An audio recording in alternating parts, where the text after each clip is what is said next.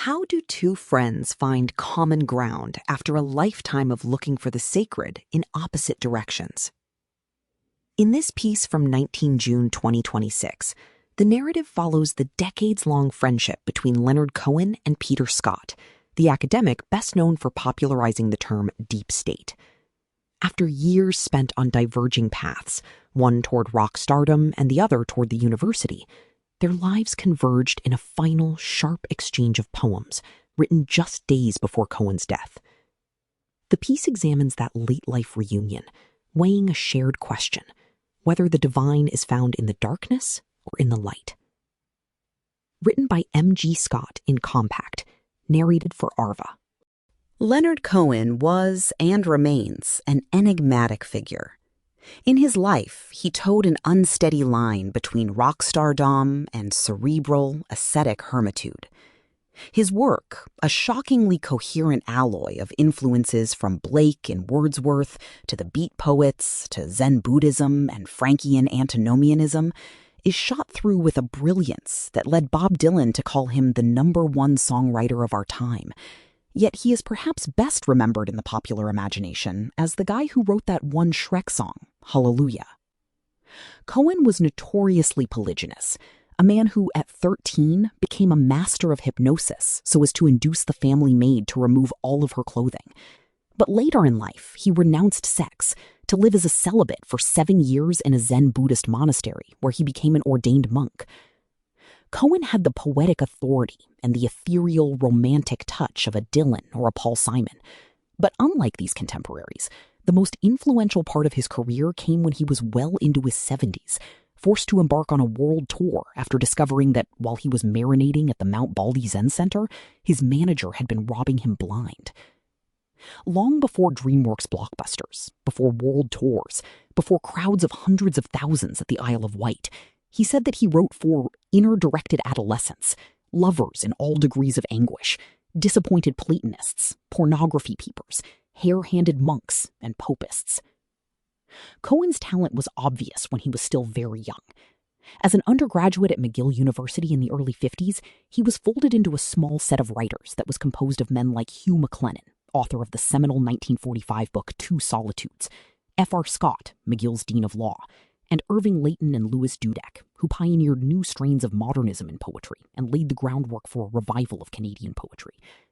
They constituted Montreal's intimate literary scene, mostly meeting in each other's homes. F.R. Scott, a man whose interests ranged from poetry to law to civil rights, was a great extrovert and entertainer who oversaw the gestation of the Cooperative Commonwealth Federation, Canada's first democratic socialist party, in his living room.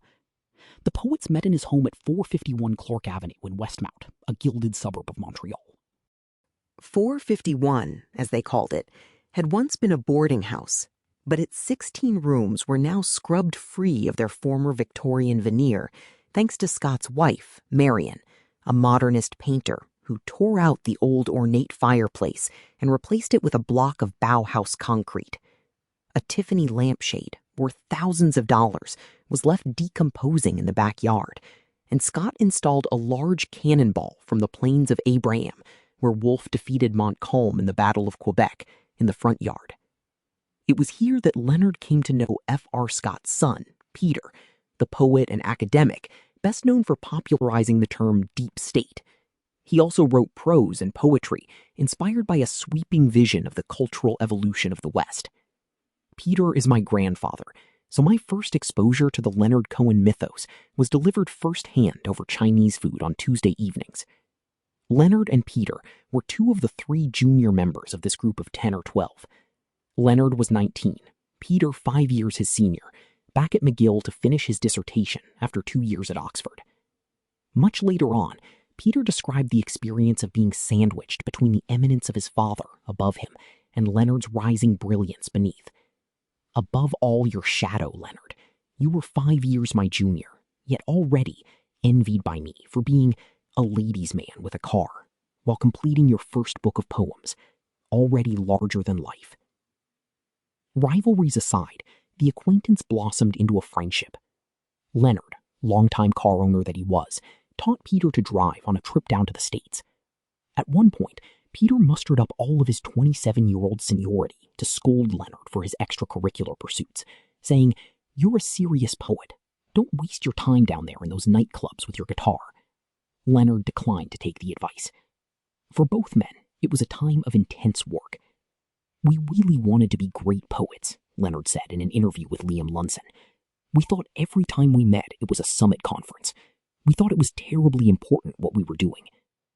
This was on the eve of Allen Ginsberg's Howl, a period of reckoning with the horror of the Holocaust and Hiroshima, as the West struggled to strangle the strange new forces that had wriggled out of the Enlightenment's box of rationally ordered civilization.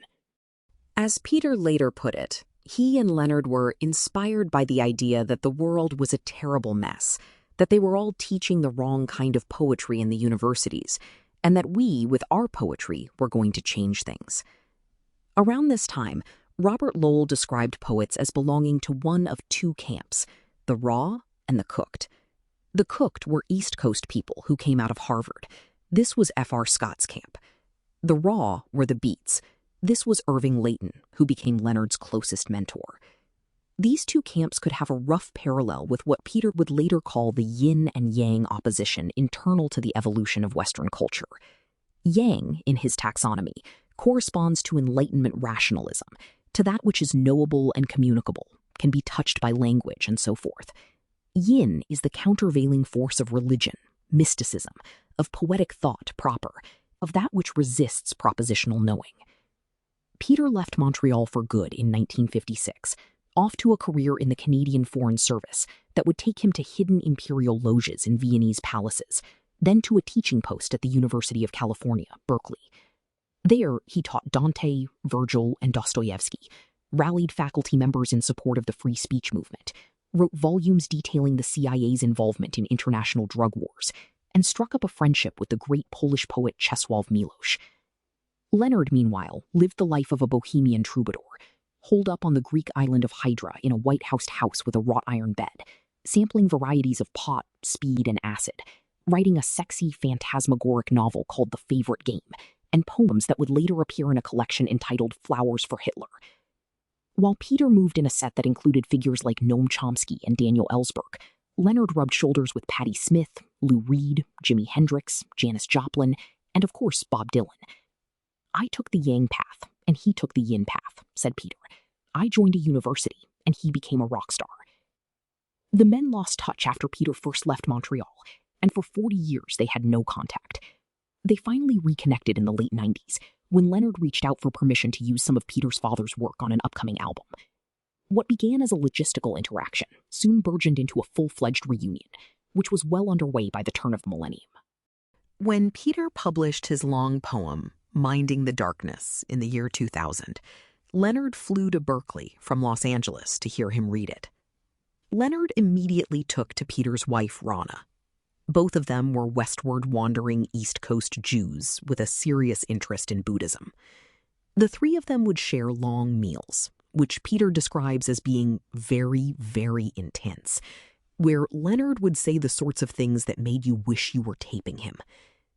At one of those dinners, at a Greek restaurant in Los Angeles, Leonard shocked Rana's modern Orthodox sensibilities by ordering a large plate of calamari, which he and Peter devoured while she looked away.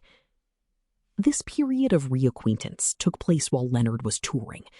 Peter and Rana attended 7 or 8 concerts as his guest, once flying all the way to London to hear him sing.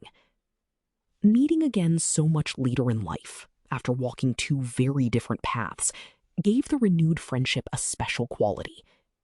"By the time we knew each other again," Peter said, "he was no longer a rock star, and I was no longer an academic. We were on the same ground." The yin and yang polarity resurfaced in their final exchange. In October of 2016, just 19 days before his death, Leonard released his final album, You Want It Darker. It was the coup d'éclat of the man sometimes called the Godfather of Gloom. In the title track, Leonard sings, "Hineni, Hineni, I'm ready, my lord." Hineni is Hebrew for "here I am," which is Abraham's response to God's demand that he sacrifice his son, Isaac. Here, Leonard, like Abraham, prepares to bend to the will of a violent power that eludes his faculties of understanding. Rolling Stone described the album as having a realistically grim, spiritually radiant, and deeply poetic worldview, generally spiked with a romantic thrum and an existential wink. Around the same time, Peter was finishing his own book of poetry, entitled Walking on Darkness, which he sent to Leonard via a friend. In a hurry, before handing it off, he scribbled the following note in the jacket of the book. "If you want it darker, this book is not for you. I have always wanted it lighter, and I think God does too." To Peter's great surprise, Leonard answered by email on October 3rd, 2016, with a poem of his own, which may be the last poem he ever wrote. Who says I want it darker? Who says the you is me?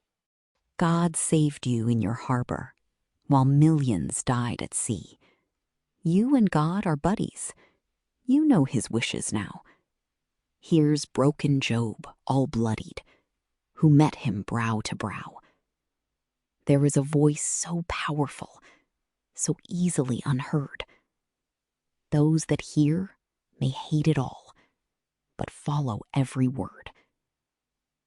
If you have not been asked to squat above the dead, be happy that you're deaf, not something worse instead.